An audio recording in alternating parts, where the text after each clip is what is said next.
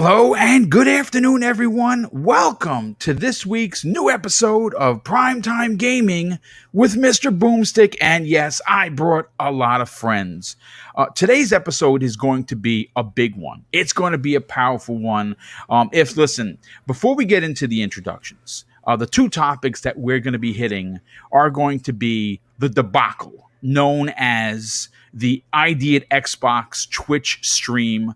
I have a lot to say about it. It was disappointing to say the least. Obviously, it's my opinion. I'm entitled to it. This is my channel. And if you don't like it, well, don't let the door hit your ass on the way out. But before I get into what I have to say, the second topic is going to be Call of Duty possibly taking a step backwards, with Call of Duty Vanguard revisiting the 1950s and Battlefield 6 going full on next gen warfare, which is something we've been asking for. I think Call of Duty might have missed the mark. Those are the two major topics. We have an absolutely monster panel. But before we get into the introductions, I have to say a few things here. As a content creator who appreciates every comment, who goes out of his way and overextends himself because I love this community, for someone that has built this channel on the two of the biggest things, honesty and integrity. And I got to be honest with you, I got some DMs, and a lot of them were not only conundrums, but they were head scratchers, because I was accused from everything from being a pony, which is talk I don't like to talk, because we don't do that. It's like, it's not being as much as saying something racist, but in the word of gaming, Xbots and Nintendorks and all that other shit, we don't dabble in that here.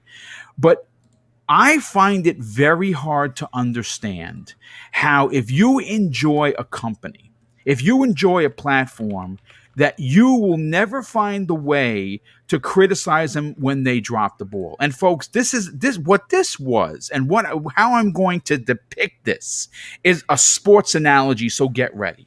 And as of late, Microsoft has had the entire industry, not Sony, not Nintendo, the entire industry on the ropes with all of the good work that they've been doing. And you know what they suffered on Friday afternoon? A rope-a-dope. And when they thought they had someone in the corner, they were brought into the corner and beaten to a pummel, and they lost the match. They lost the round, and they lost the entire thing.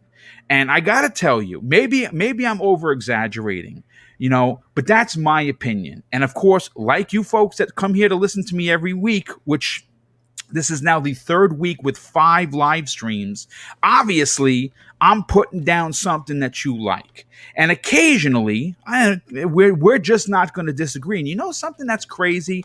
I am not the only one. I can understand if this maybe was, everyone was like, boom, you're wrong, this was a great show. But the Iron Lords felt the same way. Plenty of people on this panel feel the same way. And what happened on Friday was a travesty, and Microsoft as a corporation should never do business with Twitch again. Okay, because the games themselves were fantastic. And you know what? We have Mav here who's guesting. We also have 3-Bit. We also have Crispy Bomb that's going to be jumping in. We have an incredible panel. Obviously, Clown, Cybernox, and Tempest Sun, and Everborn Saga are here. I'm not going to do traditional intros because you know the folks. But now you're going to get the voices. Now, Everborn, I want to go to you first, because you and I were having plenty of conversation after this 4-hour debacle. And what was it that you said? And again, normally we don't talk about private things through DMs, but you said something that I want to bring out that's not private, but it makes a lot of sense. And you said that Microsoft did not do any favors for the developers and their indie titles. Can you elaborate on that? You're muted. All right, I'm here. I'm good. Yes, I can elaborate on that. So here's the thing, right? And I want to take a moment to just talk about how great Lost Eldians looks, or Idolans. I don't know how to pronounce that. That was that turn-based RPG. I want to take a moment to talk about 12 Minutes. I want to talk about The Ascent. I want to talk about Second Extinction, second. Stalker. All of those games were great, Astria and Ascending, Art of Rally. There was so many Dead Static Drive. Exomecha, right? Yes. All of those things were great. This is not an indictment on the games because that's what people try to put put a lot of people in a box for, Right. saying that, oh, just because it's indie games, that's why we didn't like the show. No, that's not what this is about. The show was garbage, Yes. like hot garbage, and I'll tell you why. As an indie developer, I do not think that you have gotten people any more excited for those games with that show.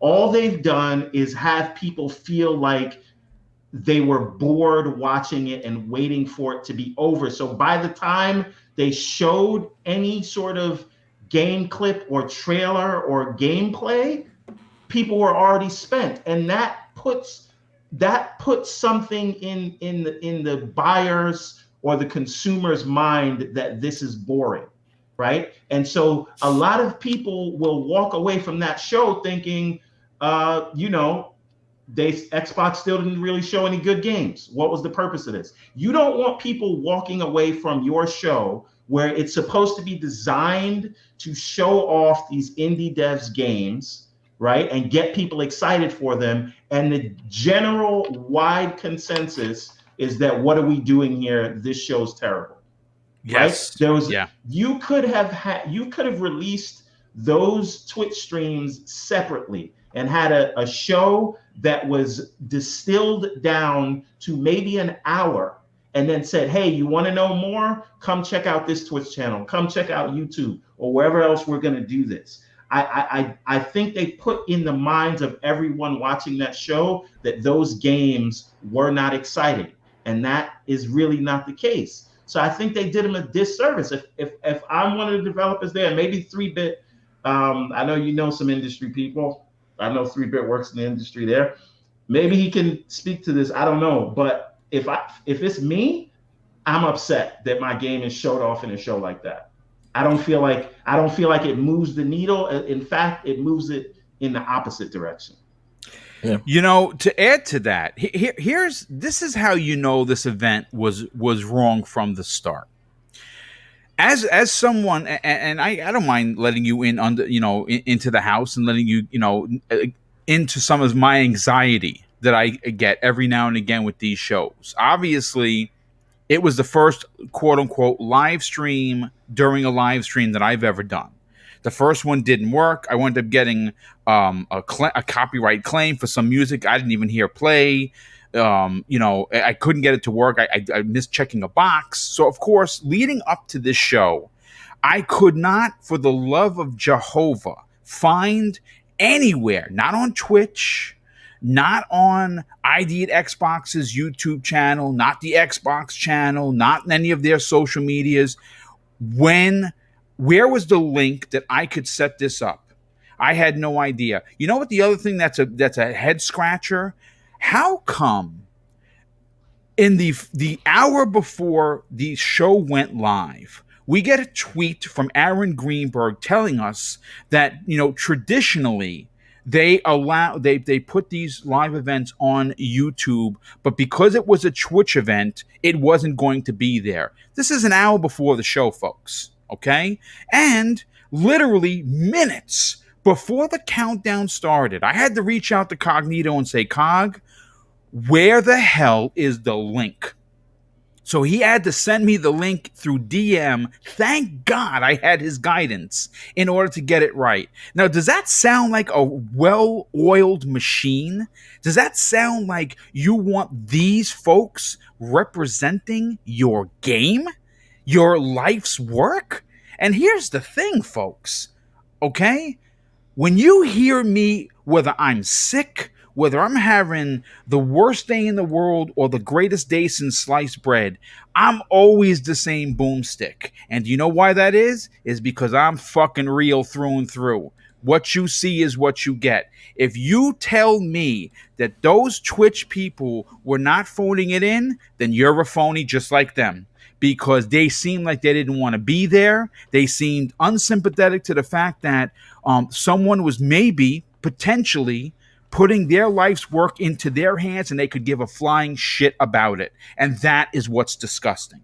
Well, boom. Okay. Let me ask you a question now, and I want you to take off your podcasting hat because Okay. I think mostly I don't want to maybe not even mostly, but a big part of the sort of the anger towards this show is kind of what they kind of shitted on the streamers, right? A lot of people made schedules for these things, booked things, moved things around so they could cover this show and didn't know it was going to be what it was Yep. until the last minute. So take your streamer hat off, take your podcaster hat off, and put on your hat as a gamer, and tell me how it made you feel just as a straight up fan.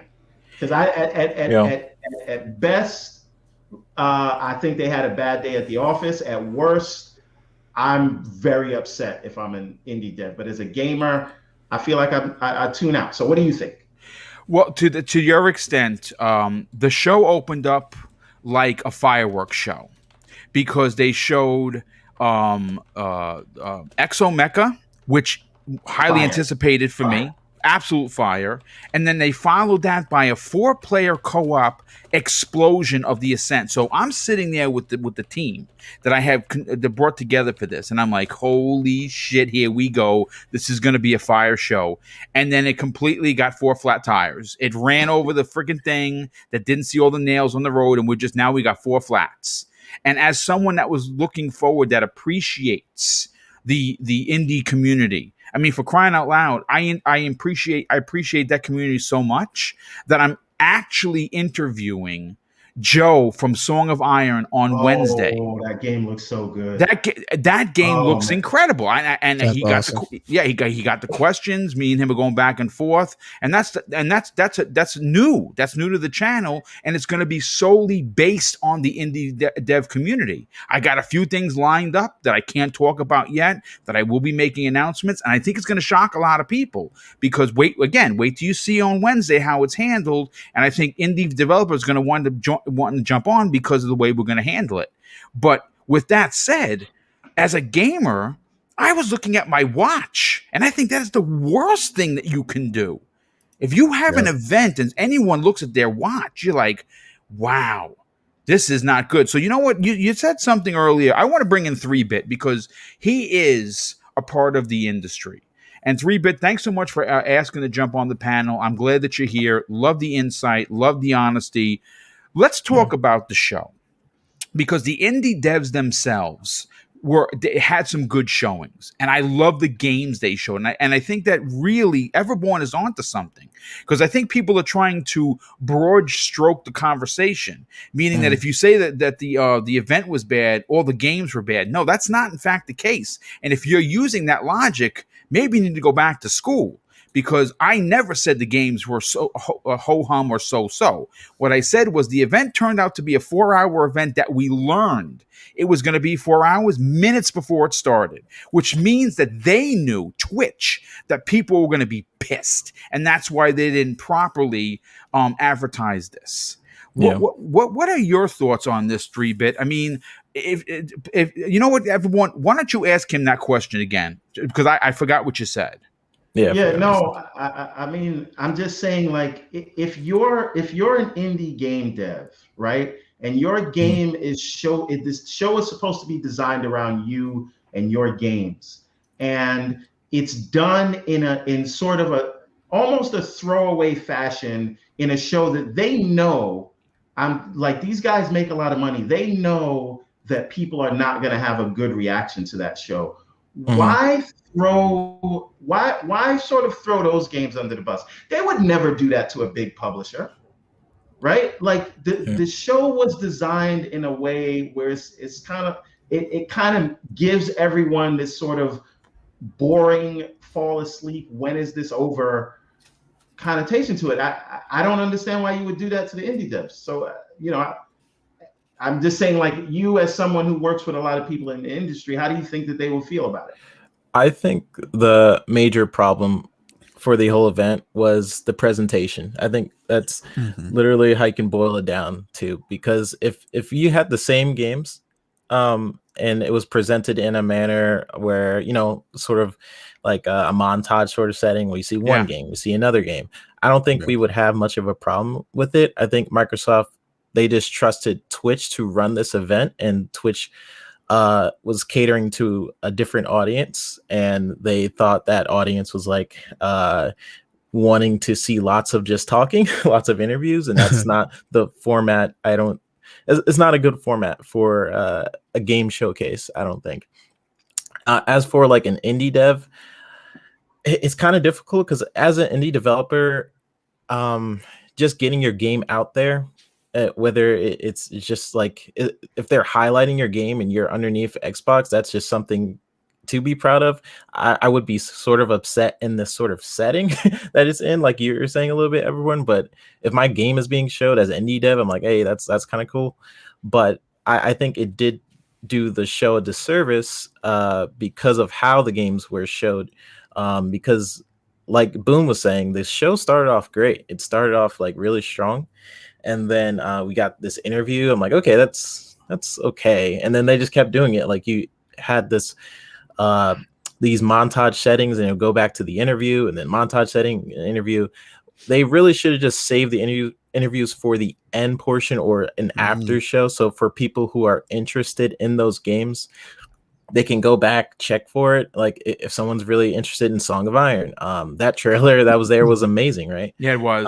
Right. So for the people who like really love that trailer, like okay, and you can check out the dev interview and the post show, so you can find out more about the game. And it really sucked because the interviews that was there, they didn't talk much about there wasn't a lot of substance in the actual interviews also, so that kind of overthrew things too. I don't know if it was just the questions they were asked, or maybe the indie devs didn't want to spoil anything. I don't know. But yeah, the show being run by Twitch, you could just kind of tell that maybe Microsoft shouldn't have chosen Twitch to run this event, because they are trying to make it more I don't know, focused on not the games. And the whole point of a showcase, a game showcase, indie game showcase, is to show the games first. Yes.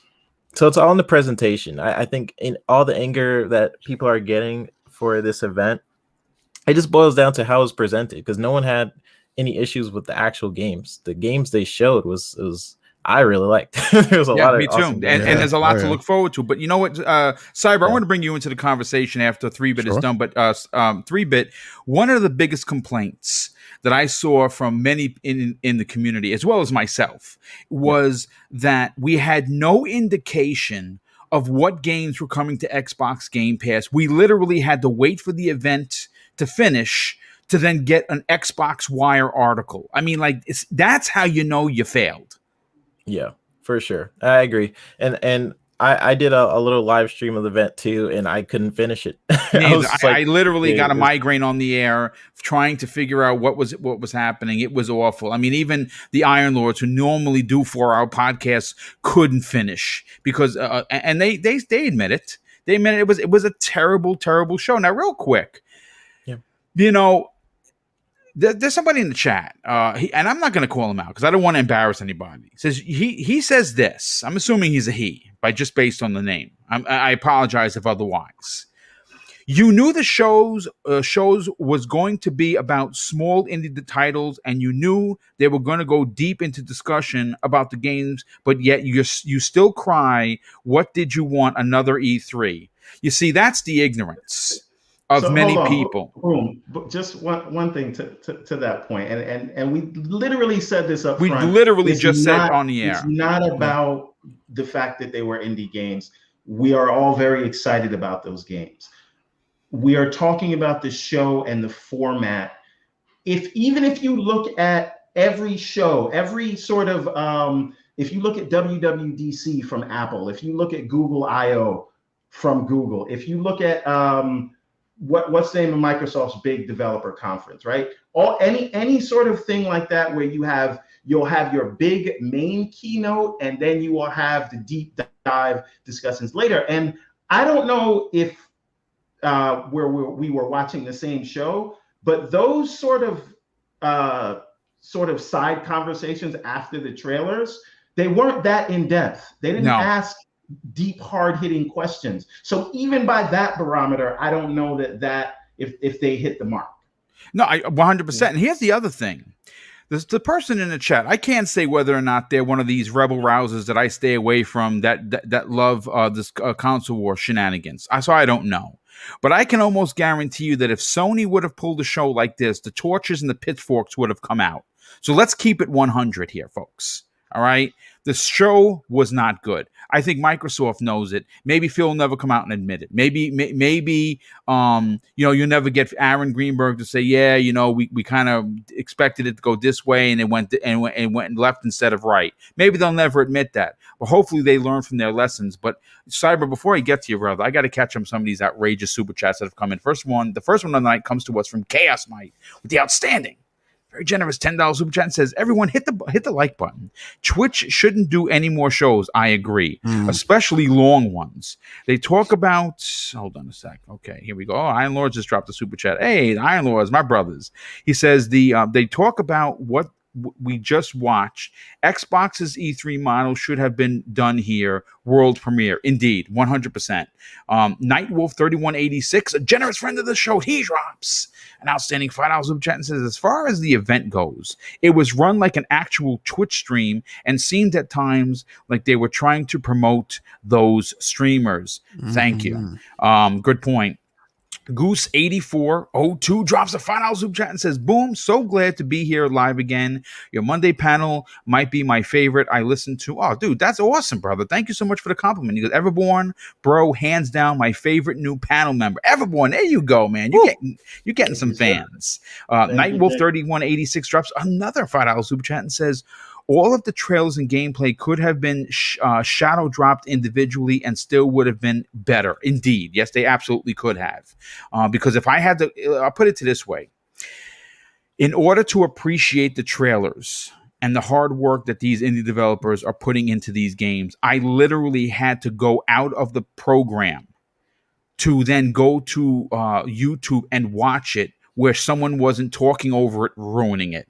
And that's, again, how you know you failed. Logical Tech drops a very generous $5 super chat and says, at one point, we were watching soup boil. That pretty much sums up the entire event, but Exo Mecha looks great. I can't wait. Yeah, dude, I cannot wait for that. It's going to be dope. Rocker Corey, thanks for the $2 super chat, brother. He says, never outsource your own event again, Microsoft. Indeed.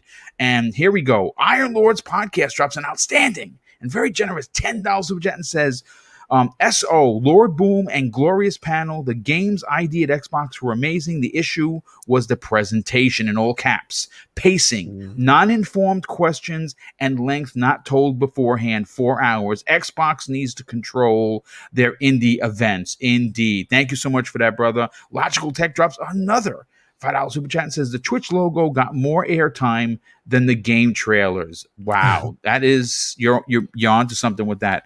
So Cybernox. Hey, one thing. Do we remember the indie show back in May that everybody gave Xbox all the gruff for? I wish we could get back to that.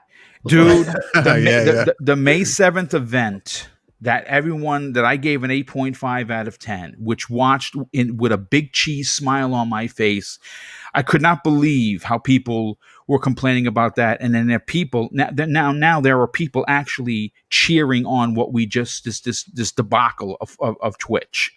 You know what? You need to get your eyes checked. I have an eye doctor here that you can maybe check out. Cybernox, let's get your opinion on this. Yeah. Is this considered an epic fail for Microsoft not handling their own event and basically doling out their own properties, their own ID at Xbox to unprofessional Twitch streamers that I think seemed not only uninformed, but almost bothered to be there? First of all, I just checked Twitch just to make sure that the stream did end. You know, it was 4 hour stream. I was just making sure that the event was finished. Because damn, that was long. It was a long event. Absolutely, boom. That was one of the points that I was gonna bring up, and I saw that a couple of people also brought up in the chat with super chats. Microsoft being hands off, and they just handed this event over to Twitch kind of showed right exactly what Twitch wanted to do, and also showed a side of Microsoft that a lot of people criticized them for, just handing things off and trusting that those individuals or that organization is going to do something that's going to, showcase their games or their events the right way, and that may not always be the case, right? So in that sense, yes, absolutely. I agree with what everyone said so far. The games looked amazing. I was actually a little disappointed with 12 minutes. That's like one of my most anticipated games. And they show like a trailer that we've seen before, and then they just had an interview with the creator, and then they just kept repeating that trailer and nothing else. And kind of what Everborn just said, some of those interviews weren't that much in depth. Either way, I digress. But they had a lot of Demon Turf, I believe, was another game that I saw that I really enjoyed. Exo what is it called? Exo Mecha, Exo Mecha. Death's Door looked amazing. So the game's absolutely amazing. I think it was I don't know if it was Everborn that said it, but they should have just have done a gaming showcase, show all these games off, and maybe have one or two interviews there, but the interviews themselves were way too long, man.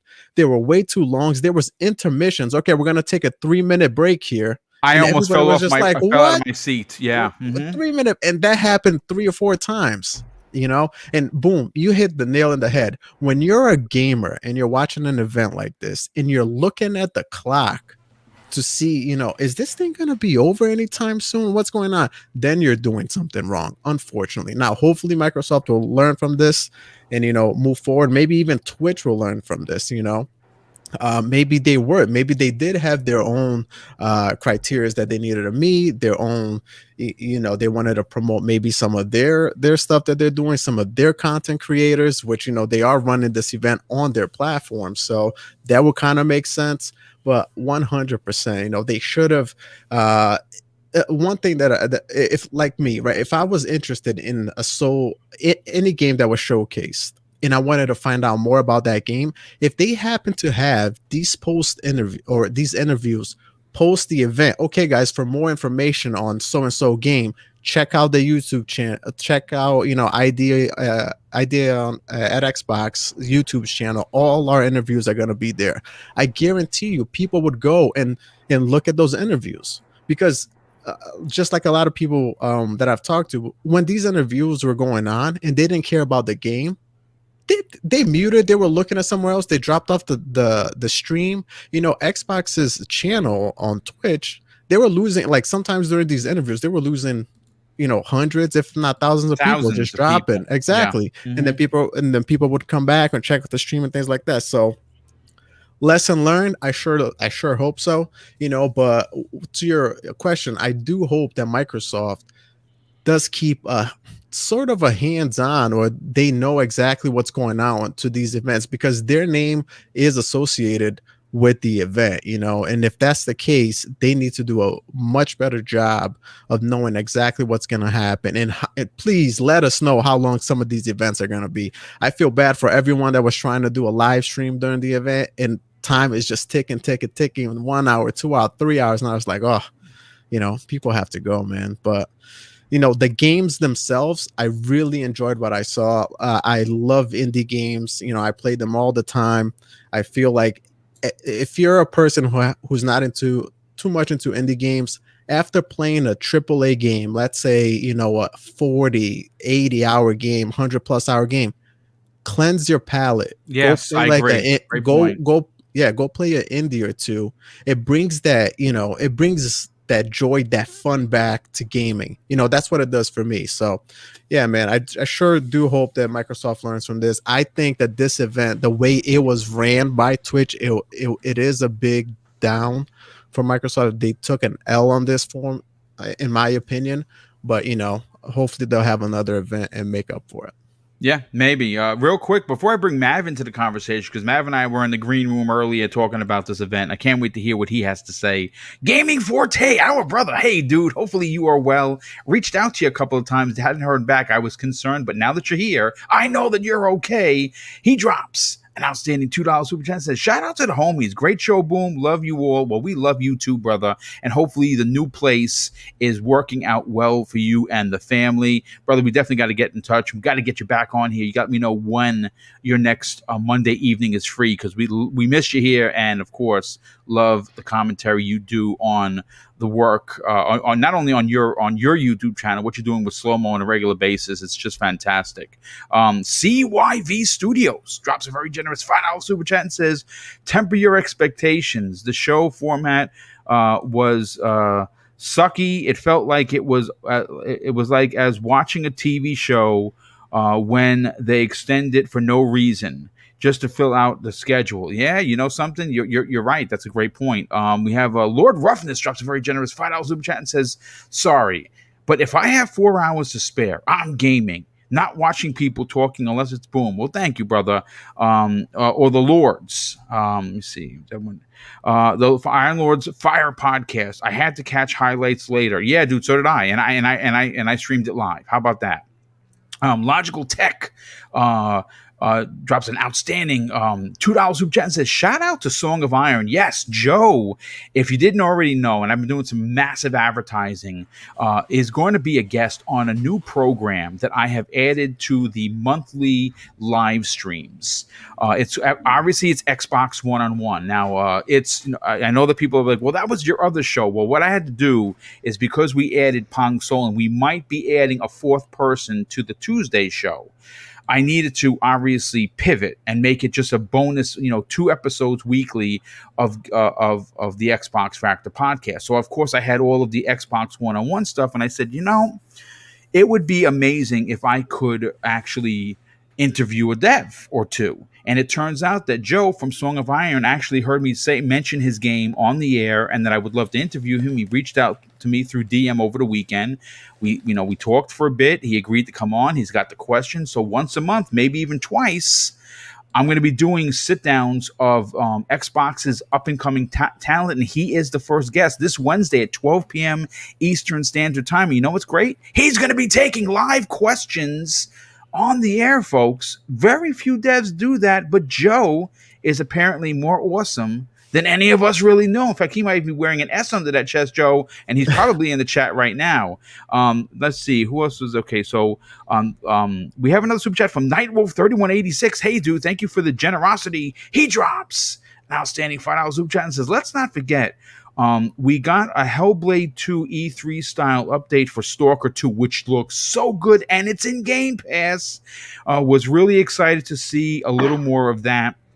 X Burke drops a very generous $5 super chat and says, I give credit to Microsoft for gambling on something that could have been a winner. No doubt they learned they have to have more control in the future, indeed. And Logical Tech drops an additional $5 super chat and says, do you think Twitch tried to sell AD time or ad time for those 3-minute breaks, but didn't have any takers? Listen, I don't know, but when I saw that, I nearly fell out of my chair. Mav, let's get your opinion on this. And again, if yours is different, that's great.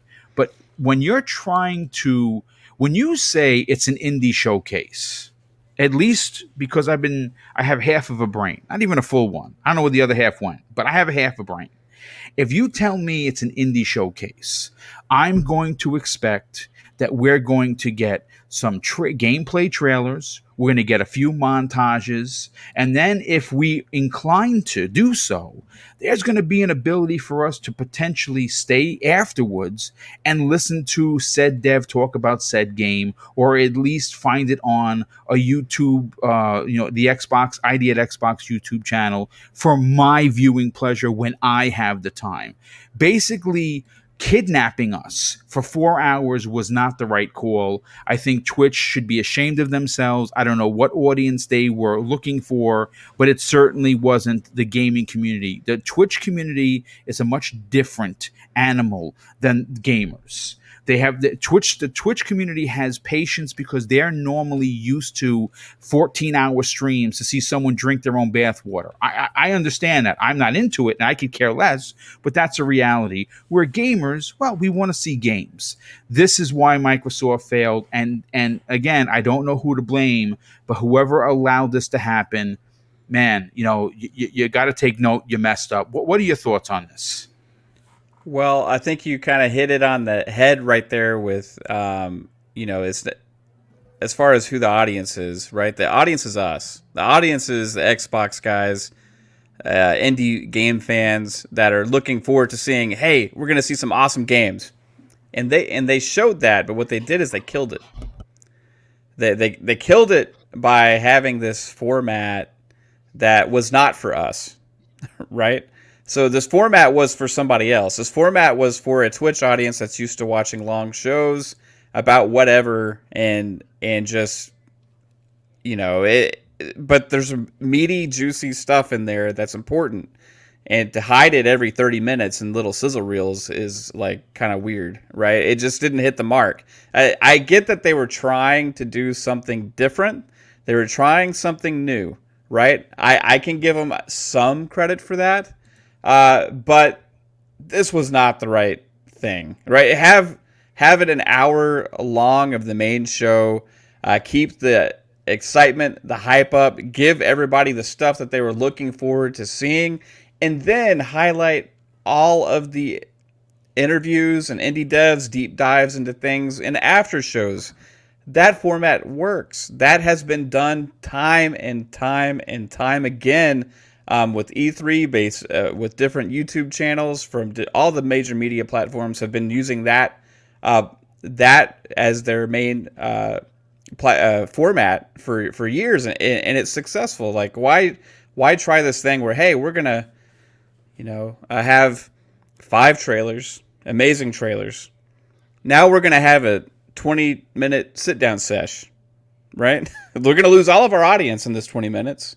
Because people are going to get bored. And no disrespect to the indie devs that they were actually interviewing, because it's really cool stuff to hear a lot of the stuff that they have to say and everything. But just move it to the back, or have a link or something for people to click on to go get that kind of in-depth information, right? You don't need that to kill the vibe of what everybody's there for. So then what happens is, after that, you have another 5 sizzle reel trailers, right, that come out, and you've lost half your audience, right? Then that happens again, and you've lost another half of your audience. It just doesn't make sense. Like, I don't know who it was for. They're trying to make it for 2 different audiences, but it becomes a show for none, right? And the shame of it is the amazing stuff that was shown. There was so many amazing games that was shown, and we were all losing the sight of the fact that 22 of these games are hitting Game Pass on day 1. That is insane. These are third-party games. Third-party games hitting Game Pass on day 1, 22 of them. And we're all losing sight of that because the show was so poorly done, that's what everybody's talking about.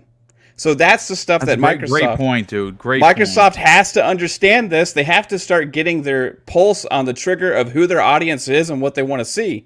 When they start understanding that, a lot of the problems that they inflicted are going to start going away even more, even though they're winning a lot of kudos with people with all the amazing stuff they're doing. But whenever they have like a big time to shine, sometimes they just trip and stumble, right? And it's like, oh, come on, you got so much momentum and you were on the right track, But why did you do this? Like, it just doesn't make sense. What are you doing to yourself? Like, just stop it. Stop being your own worst enemy, And it's so simple to figure out what they need to do from all of us. We all talk about it. We all have the same solutions, the same conclusions. So how do they not see it? So somebody is in charge of the marketing there that is trying to branch out to different audiences and trying to do different things instead of just giving us what they know that we want. And that's what they need to get to, because, hey, if they would have done what we said, just have like that hour-long show or whatever, and just amazed us with all this great indie game news and showed all the trailers that they showed and had the Ascent and Exomecha and Second Extinction and all of these games look as amazing as they did, and that's what we're left with. Oh my gosh, could you imagine the conversation we'd all be having right now? It'd be the best show. Let me just say this to your point. You made some absolutely fantastic points, which of course is why you need to tune into his show Friday evenings at 9 p.m. The Ultimate Xbox Podcast.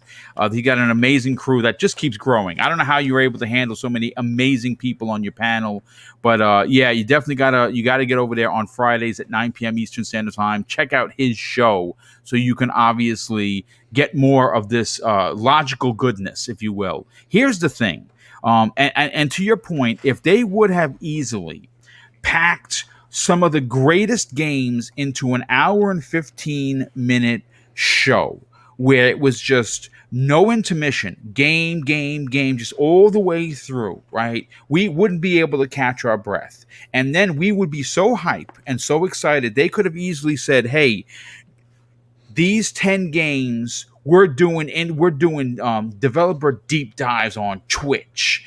People would have ran over there, and what they would have 100%. gotten. What they would have gotten is they would have gotten some of the Xbox crowd that tuned in for the hour and 15 of breathlessness of games. And they, of course, could have shown some more of these games to their Twitch audience that they were trying to do. The one thing that shocks me is when Microsoft, and I can't even believe I'm saying this. It's whenever they do so good, you almost expect for them to fuck up. I mean, boom. Let me just add a point. So, two things I want to say that I find very interesting. One is that I don't know if people pay attention to this show, but it's pretty positive as it relates to Xbox. Yeah, absolutely, right? 100%. And the one time you say something that is not like all sis boom ba, Microsoft did the greatest thing. Now it's a whole thing. So that's one thing. But the other thing is, this is also not the end of the world, right? Like, no, they'll rebound from this, right? And this is feedback, right? They listen to this show, right? They listen to Iron Lords. They come to this show. They come to the other shows, right? So this is feedback, and when we give this feedback, they have adjusted. They've adjusted in real time based on feedback. So you got to be honest, and you got to call things the way you see them, and that's all you can do. And if some people like the show, fantastic. But it's not like, oh, they're, what are they going to do now? It was one show, they'll rebound. But in my opinion, not a good format to show off those amazing games that they had on display. And you know something? At the end of the day, Mav, I want you to continue your point. I think that really Everborn was onto something, because instead of us completely falling over ourselves in excitement for so many of these games that are... Here's the thing that's also we forget. Most of these games are exclusive. Now, whether they are permanent exclusive or not is irrelevant. 22 of these games are going into Xbox Game Pass. And all of the positive... that came out of showing these titles gets lost in translation because of a horribly run event. Yeah, 100%. The event was just, again, it's like, who is it for? It's ran by Twitch to promote Xbox stuff, which a lot of the Twitch audience doesn't necessarily even care about the Xbox stuff. Nope, to begin with. So why have it only on Twitch to begin with? That's a mistake.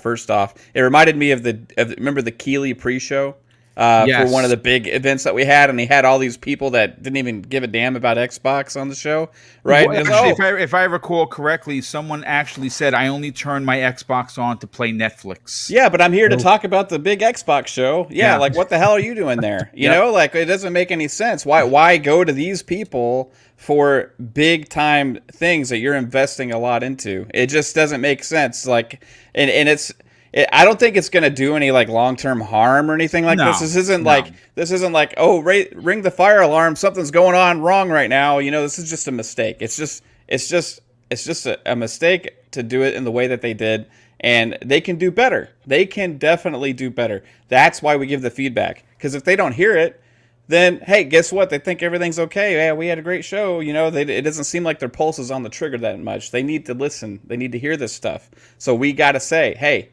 you know what? We didn't like the format, guys. We don't feel like it was for your biggest fans. We felt like you were trying to sell your stuff to somebody else, and we got lost in translation because we're the ones that actually care about the shit you're trying to show. Yeah. Right? No. So, you know, let's get back to like, you know, having that momentum with learning how to hype a product up, and that they got to figure that out. I don't know who is in charge of setting the events up with Xbox and making those decisions on who to hire for different things. They got to figure that part out, because that's been an issue for a while, right? You can go back to Halo Infinite when it was shown, and they chose to show it in the state that it was in. Like, it's just a mistake. Yeah, if Spider-Man was in that condition, Sony would have hid it. They would have never even shown it. Yeah, and right? Insomniac would have told Sony, "We're not showing this game." Yeah. It's just a mistake. When you do that, you're setting yourself up for failure, even when not necessarily everything's not going to be okay. Like, things could be okay, things could be ironed out, but they got to learn how to show this stuff. They got to learn and this is what Sony is amazing at. That's why their marketing is. I herald them as the best in the business. I'm sorry. Well, They are. sure. The games marketing, Sony has nailed it, and they've done such a good job where people on the outside that aren't that invested into these ecosystems think that the only big good games are on PlayStation, right? Yep. That's how they're selling it, and they've done such an amazing job because of the way they market it. And when something's not right, they don't show it. You know what I mean? And they know how to show the stuff. They've made mistakes before. You know, they had that E3 thing where they shuffled people around from venue to venue, and it just didn't work. You know, they've made mistakes before, but the gameplay, when they show those games, they're on point, they're ready to be seen, and they know what people are looking for when they show them.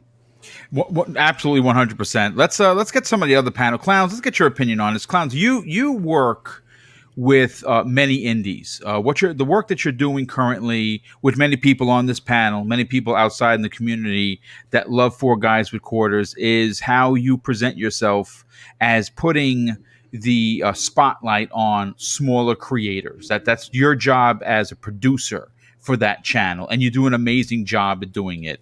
From your point of view, where did this whole Twitch stream go wrong? The very first thing I saw on that Twitch stream. So I don't know if I started it right on time or I got in there a little bit late, but when I started watching it, they were showing Moonglow Bay, right? And at first I was all hyped up for this game. It looked so cool. It was voxel stuff. It looked really neat. I wasn't sure if it was like a Minecraft thing or something else, like a DLC to something, but it had me excited, right? I was really excited for this game. But when they started showing fishing over and over and over again, and they go to a developer interview and then more fishing, I wasn't sure what I was watching. Yeah. I completely forgot what I was watching. So Twitch or Xbox, whoever is at fault for producing the show and getting the host on the show, I'm sorry, guys. Like, Xbox, you've done a lot of great things so far. Right, you really hyped up the generation, but this show, as an Xbox show, was a failure, and it did not make Chris Charla look good. I'm sorry, and I like Chris. Who does not love Chris Charla? I mean, I love Chris. Yeah, he gave me an Xbox lanyard in Boston and PAX. He's a good guy. Yeah, he's a really good dude. Yeah, he's awesome. But I just feel like Twitch kind of let him down with the way they produced the show. Yeah, and, I agree. You know, even the interviews weren't that great because they took forever. Who wants to see an interview that takes like 30 minutes in the middle of before you can see the next indie trailer? Like, who wants to do that? Nobody. But I mean, not every game's for everybody, right? So you might like one game you see. You might be interested in like a 10-minute interview in between the show. but then the next game you don't like and you get like a 40-minute interview, you're going to be bored. You're going to go off that show. And like Mav alluded to, and I think even Everborn said this, it's like, let's do the indie trailers. Let's hype these games up. And what you said, Boom, tell us what's going into Game Pass so we could be like, oh, that's awesome. Yeah. Right? It should have had a sticker right at every corner of every game that, you know, like just Xbox Game Pass. Every game, so I didn't have to leave later on to go find a 22-minute, a few minute stream that tells me all the games that are coming into Game Pass. Yeah. Exactly. I mean, they should hire you to give them some advice here. Listen, I'm too old, folks. I'm gonna be 51 in September, and they don't want this long tooth. Listen, you know what? I don't know who they can hire. I mean, if given the opportunity, I would love to work for Microsoft. But the truth of the matter is this: as an Xbox fan who has now 3 live programs per week. If I can't criticize Xbox, then really who can, right? Like, and again, this has nothing to do with the games. We said that from the opening, and I said that literally live on the air. Had nothing to do with the games. Lots of games there, and I got news for you. The fishing game you were talking about, my brother Neo Mento, who's a diehard gamer who has 5,000 hours into Destiny on multiple consoles, was like, yeah, you know what, Boom, that is going to be something special. He even said it's something special. I loved the couple listening to what they were talking about, but not for 40 minutes, folks. And then it was long. Yeah, way too long and the wrong format, clowns, for sure. Yeah. And then, you know, the other thing I didn't understand about this show, besides them slapping these interviews in between, is, okay, they're like, we'll be right back in 5 minutes. Intermission.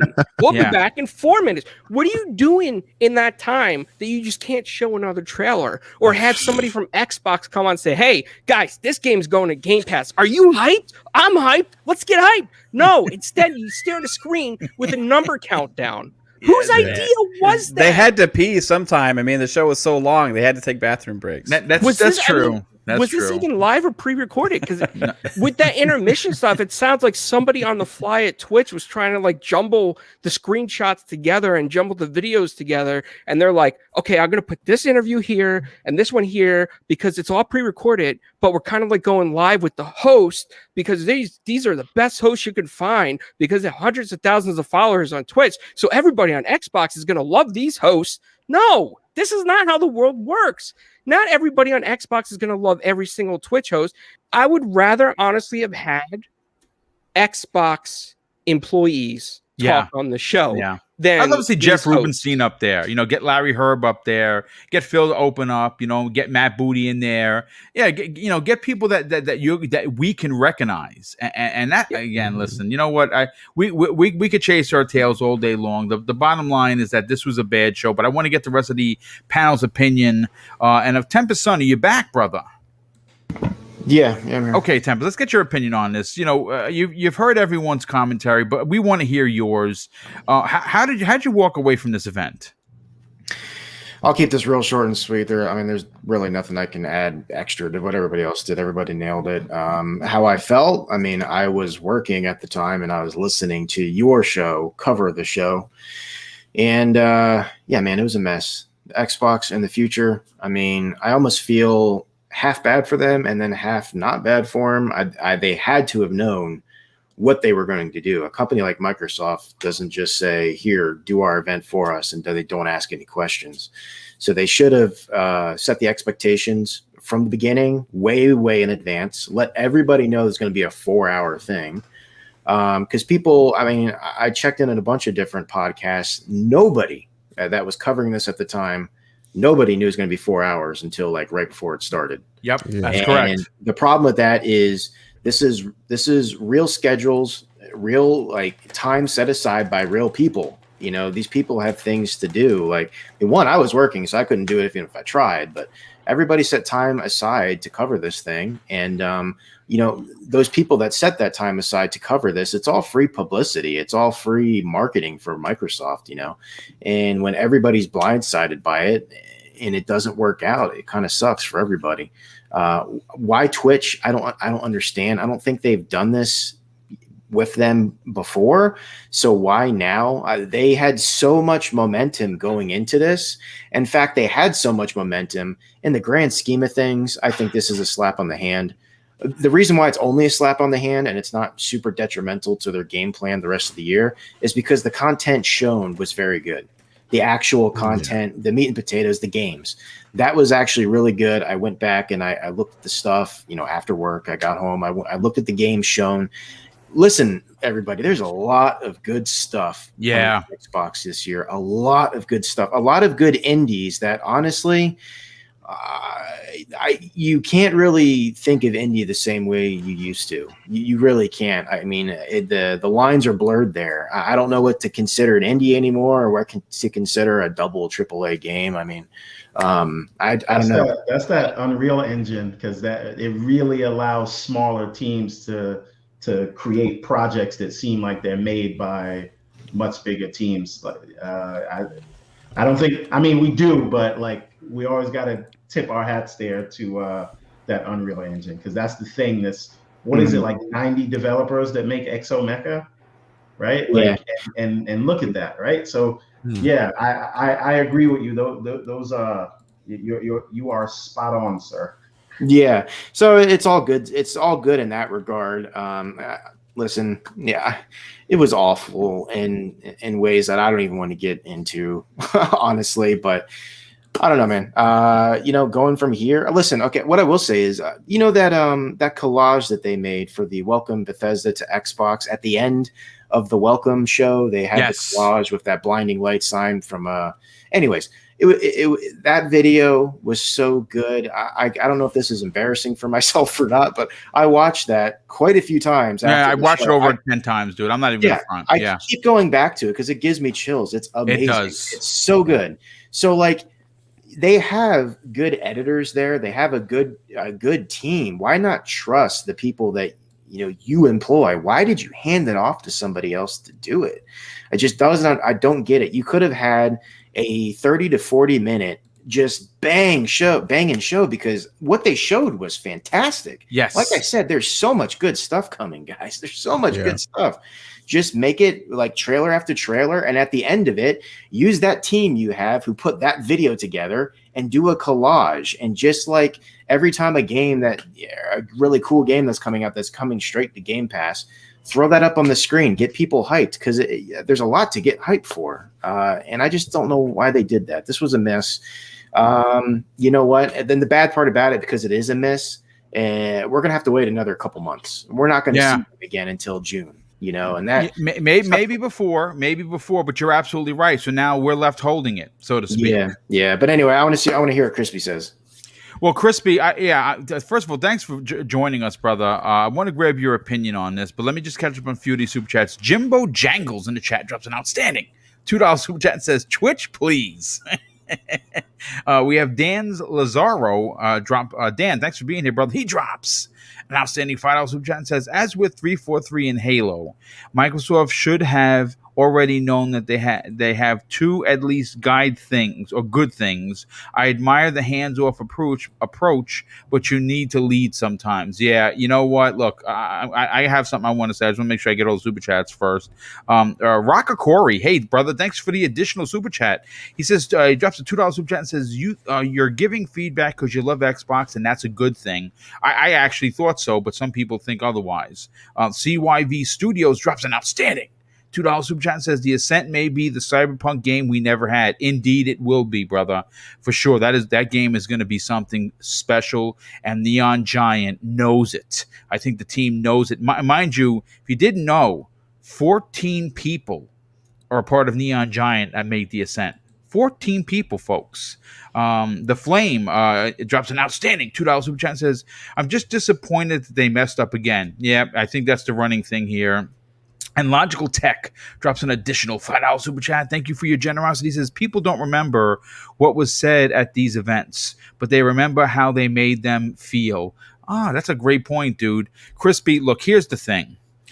Watching some of these Twitch streamers, besides feeling like it was phoned in and fake, what it seemed like to me personally was that they decided at the 12th hour to, like, remember in school when you knew that you had to do a report, and that 45 minutes before school started, you're outside writing in your trapper notebook, trying to write a quick spiel, and it's all sloppy and it's all over the place and it makes no damn sense. Well, that's what these questions seem like. And it seemed like they were uninspired to actually write real questions that made any real damn sense. You keep it real 100% no matter where you are. I want you to keep it 100% right now. What were your thoughts on what transpired on Friday?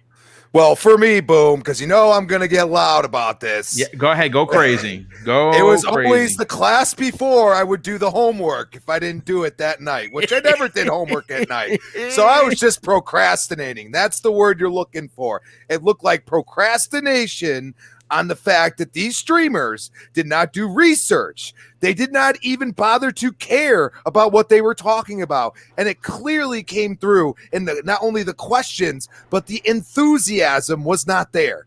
For us Xbox gamers, we would have been enthusiastic about any opportunity we had to talk about it.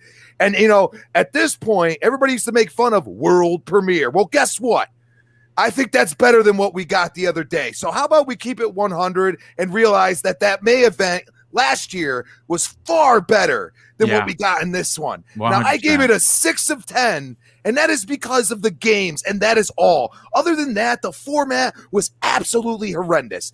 And I'll tell you what, if you want these streamers to get notoriety and get, views, then you do something different. Like put out the game, whoever they are interviewing, then teases for a 2-minute little questionnaire, and then they say, go to this streamer's channel to go and watch the rest, and even gameplay will be involved.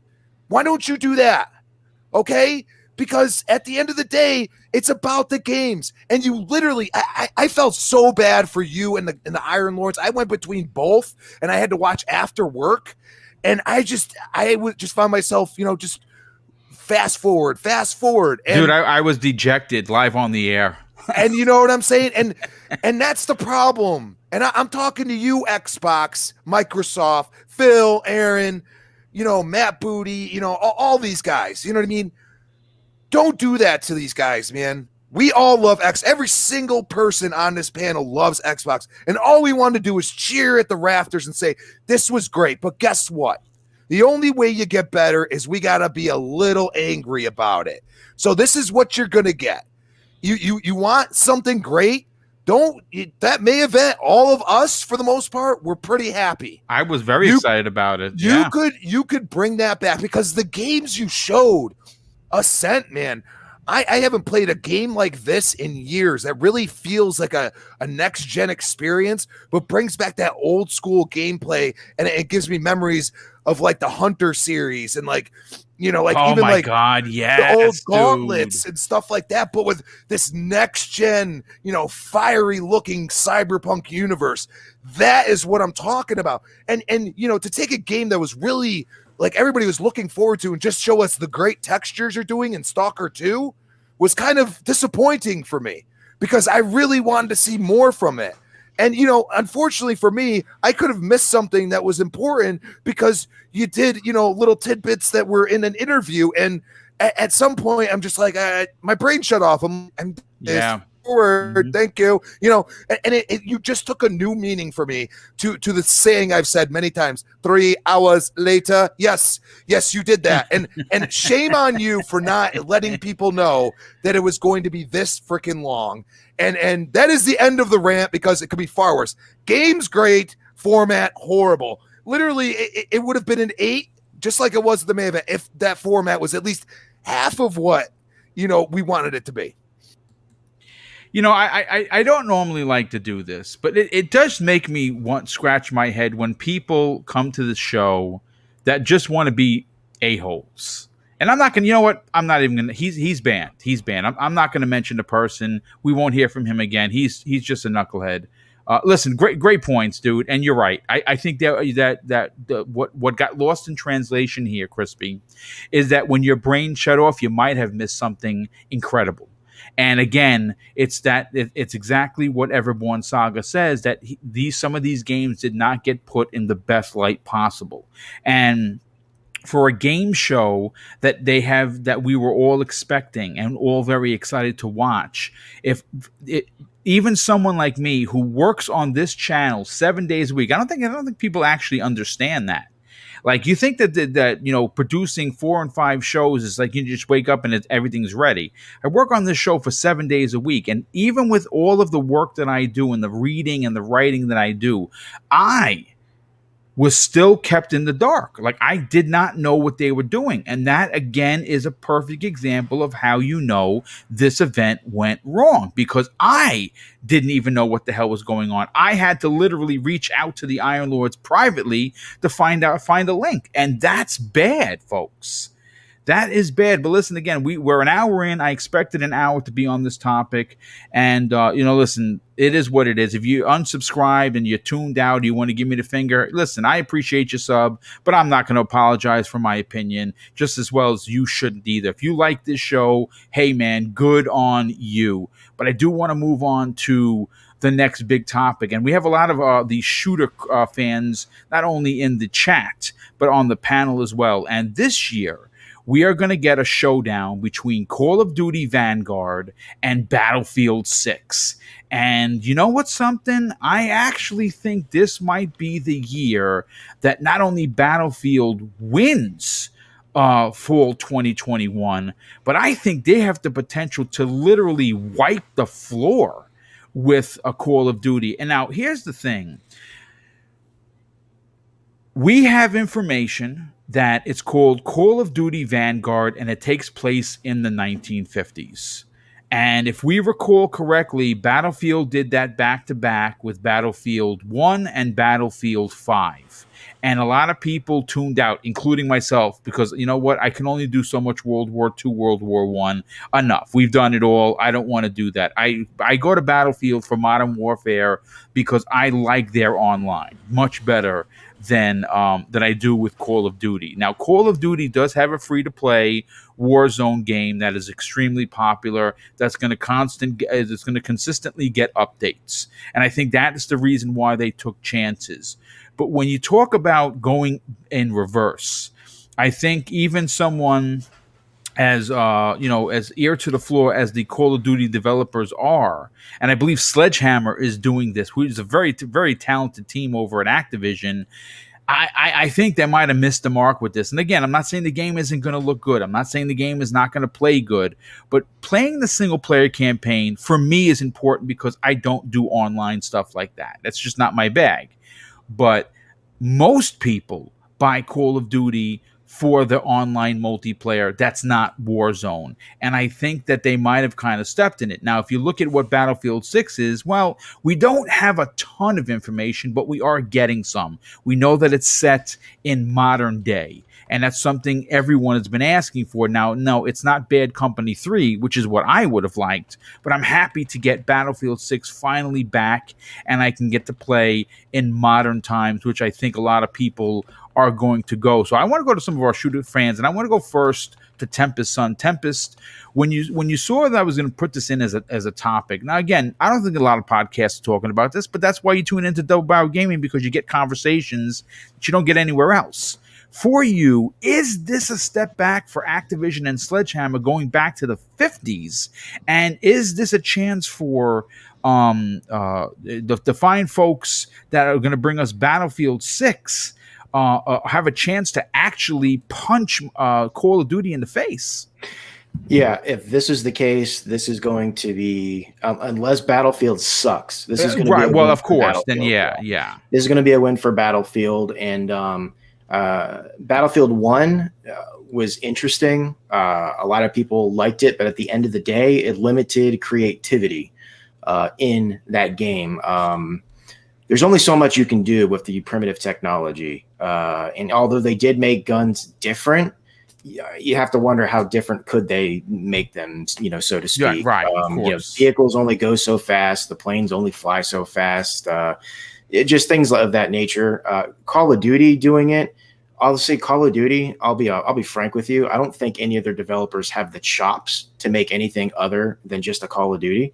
It's going to play the same exact way as this past Call of Duty played. It's literally going to play almost identical to it. So it's just the aesthetic. Spending all that money on cosmetic microtransactions isn't going to be as appealing. What color do you want your dirt and blood covered jacket in? Brown, poop brown, throw up green, or like like some kind of a tan color, right?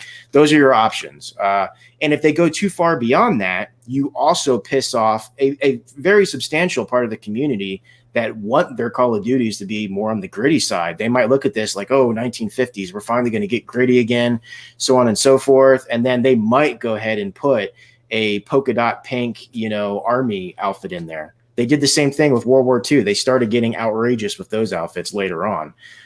So I don't know. You know what? If you want to make a game in that time period, make a timepiece, make it gritty, make it brutal, make it realistic, and just leave it at that. Make like a single player campaign, something of the effect. Make it like Brothers in Arms. That game was awesome from I think it was Gearbox.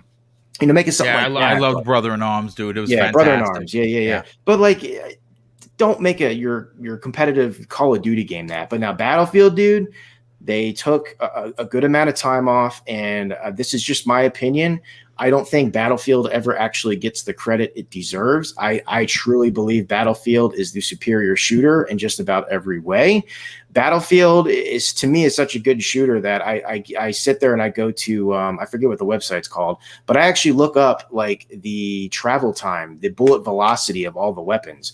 I mean, you dig deep in there, and all the attachments, especially I'm talking like Battlefield 4, man, the attachments could make your weapons feel completely different. Sometimes you could make them feel worse. Some weapons, after you play around with it for 20, 30 hours, you'll find out that a naked weapon with maybe just like a foregrip or something is the perfect combination, Seriously, like I really get into Battlefield. I think it's the best. I still think to this day, if they were to just slap a next gen patch on Battlefield 4 alone, just Battlefield 4, make it very sharp 4K 60 frames per second, you would get a massive surge of people back into that game playing it again, and everybody would realize that it's still the best shooter on the market. Yeah, Battlefield 5 has better movement, better like mobility options and things like that, but like, dude, all they need to do is take Battlefield 4, modernize it up, make it new again, and not have it be a buggy mess at launch, and it's golden. I think they could easily recapture the popularity they had at Battlefield 3 when that came out, because everybody looks at that as like being probably like the height of it. That maybe like Bad Company 2. I don't ever hear any complaints about Bad Company 2 or Battlefield 3. It's all just, man, that was awesome. That was an awesome time period. They could easily capture that back, and they have the advantage, if this is true, because it's the modern time frame. Of course, it's still a war game, so you don't want to be running around in hot pink outfits and stuff like that. But if it were to happen, it'd be a little bit more like, well, okay, it's 2021, whatever. Right. You can customize your stuff more that way. Like I said, there is a much bigger range of guns. So I think they're the best first-person shooter developers out there. That's my opinion. I just think EA kind of mishandles the business side of things, and they flub it up a little bit. But I'm excited, man. I think Battlefield's going to kill, and the rumors are 128 people lobbies. Yes. Like, dude, Battlefield is a sandbox. It is a sandbox game.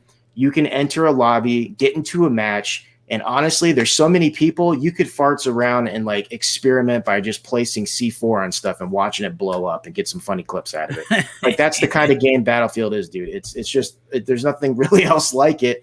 And it's just going to literally double in size. 128 people lobbies, count me in, I'm there.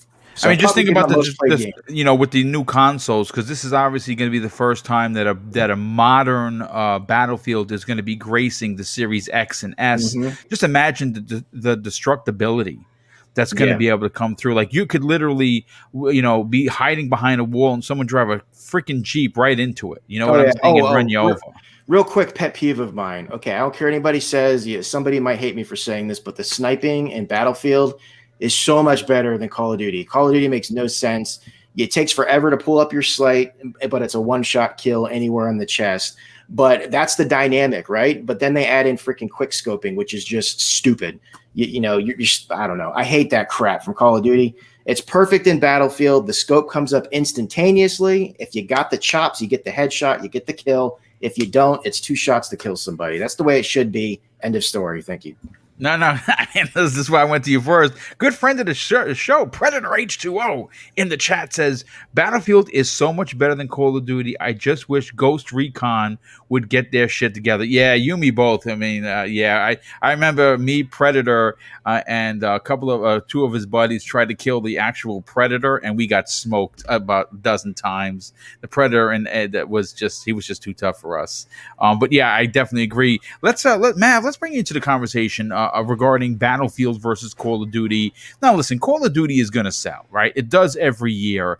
But I think, I got to be honest with you, I think that maybe it doesn't sell as well because Warzone is free to play, because it's Modern Warfare, and because they're going back to the 50s, whereas most diehard shooter fans are looking for a modern Battlefield, and we're gonna get it.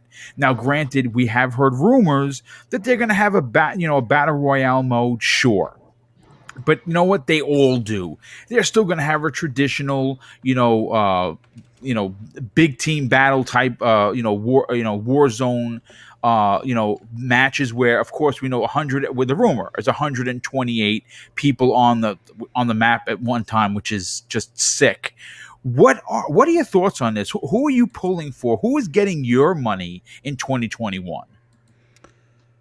I mean, you could also throw Halo in the mix for sure. Well, I mean, yeah, sure. Just for giggles, because that's the 3 biggest shooters. But between the 2, both of them. I mean, I'm going to buy both of them. Who am I kidding, right? Like, I have so many issues. But are you going to play online on the 50s shooter, the 1950s setting, or are you going to play in the modern setting? I am going to play more Battlefield 100%, like no doubt about it. I mean, it's also Sledgehammer's Call of Duty, which has me a little less excited, right? Like, to me, they're like the third. Yeah, they're tier. Definitely the 13. They're out of the 3 that they're at the bottom of the list, and that's not taking anything away from them. They're a great team, but yeah, I think that like Call of Duty is kind of like on it's still so popular, right? Because you're going to have a lot of people like me, they're going to buy it no matter what. But it's kind of on a downtrend a little bit with it really needs a lot of updates. It needs so many updates. Like, the game is just bloated in size, right? Yeah. You're going to have this new Call of Duty come out. It's probably going to be 200 gigabytes, right? Battlefield 6 is probably going to be 120 or 130, I would assume, something like that. But you've got a game that is probably way bigger, more impressive, that's going to be coming out that's smaller. Call of Duty's got using such old stuff, right? It's just they need to update it. And then as far as the setting goes, I get that them going back and forth and stuff because they come out every year, right? So they have to mix it up somewhat just for that reason alone. But I prefer modern setting games, right? And with Battlefield 6 having it's 128 players online is what they said. You got the modern setting. They said about customizable vehicles, customizable weapons. When you go back into the older eras of 50s before, I mean, you're really limiting yourself on weapon attachments as well, right? You can't put the cool scopes and silencers and all the foregrips, I think Tempest was saying, and all that kind of stuff. You can't really do that on a lot of those old guns, especially like they had in World War II, World War I, and stuff, right? So we'll see what Call of Duty brings to the table. I'm not saying it's going to be bad because there have been some great World War II era Call of Duty games, right? Some amazing ones. So we'll see how it does, but I think Battlefield is primed to become the premier military shooter on every platform. It is primed. It is primed for that because they are going with new stuff, new technology. It's going to be a next gen only game as well, which we haven't gotten that information yet on Call of Duty, right? So, well, that's what the rumors are at least. So, I think it's going to do some amazing things. And if you played Battlefield 5 on Series X or PS5, it's like a different game. Yeah. Oh my gosh, it's so good. Playing that on Series X has me so freaking hyped for what Battlefield 6 is going to be, because I just think it's going to be, I think it's going to change the game. I think it's going to be a game changer type game coming out. Yeah, I'm excited. A lot of people in the chat are not buying Call of Duty 2021. I'm right there with you. I'm not interested in a 1950 setting. I would take it for free, but I wouldn't actually buy it. And I would also tell people don't buy it either, unless that's a setting for you. I've always been a Battlefield player. I don't play a lot of online, but if I'm going to play one besides Halo, it's going to be Battlefield. And I like what we're hearing so far. And again, a lot of stuff is, a little muddy because we don't have confirmation on a lot of the stuff, but we know at least it's modern. And like I said, I'm very interested to see what they can do with these new consoles. And again, I don't doubt that Call of Duty Vanguard is going to look great. I'm sure it's even going to play fine, but it's not the era that I would have wanted them to go. I think that maybe instead of just making zombies as a an online multiplayer, maybe they should actually consider making a full-on zombies game with an actual story, a single-player campaign, as well as from a smaller team to add to that rotation to give us something different. I don't know if that even makes any sense, but I have an idea. Yeah. How about just take a couple years off so you can fix your damn game? You know what? That's a great point, and they won't, because they make so much money. I mean, that's just if they wouldn't take a cog out of the machine. Crispy Bomb, you are our resident Gears player, but you also like playing multiplayer because you like working with this community on a personal level, especially in gaming. For you, what jumps off the plate? Is Call of Duty getting your money, Battlefield, or both? Well, if I were going to pick one, of course, it's going to be Battlefield. Still disappointed that we don't have a Bad Company 3 yet. I agree. I have been clamoring for a Bad Company 3 for, it feels like a decade now. Yeah, it does. Yeah, like dude, you guys got to do it. I mean, that the most of the community remembers how spectacular that game's. Even on those older, as we like to say, crappier consoles. But now you have the super power of the Series X, the Series S, and the PS5. We need that. That being said, Battlefield 6 would get my money. The only thing I'm concerned about is it going to come to Game Pass. You know what I'm saying? That's a little, because if the player base kind of dies off a little bit, and it still could be, fairly new, within a 6-month time period, I wouldn't doubt EA throws it on the play and says, here we go. You can have it and you can play it on Game Pass, and we get more engagement and whatever microtransactions we're going to get or whatnot. We all know they're coming for both. But Call of Duty it's convoluted at this point. I don't feel like I used to. And you got to remember, like, somebody for most of us, we've been playing these games for so long that you eventually say, enough's enough. You haven't done enough to get my money. And, I feel like that way with Madden. I feel that way with a lot of games that just have to push out a new iteration every single year. And I'm actually pretty happy that Battlefield took a little time and is really, is hopefully going all in on the next gen, because they really need that at this point. They really have a platform in the size and scope of that game and what it can actually be to really need that next gen experience that is going to make it even better. And for me, I always want to live in the present or the future. So, the world wars, all of that, I feel like when you start making up stories that I learned in school that are not really true, and I start having to battle myself whether this is historically accurate or not. I start saying, you know what? I've just played too many games that were historically accurate. Now, did they look great like they do now? No, but like Medal of Honor and stuff like that were very historically accurate.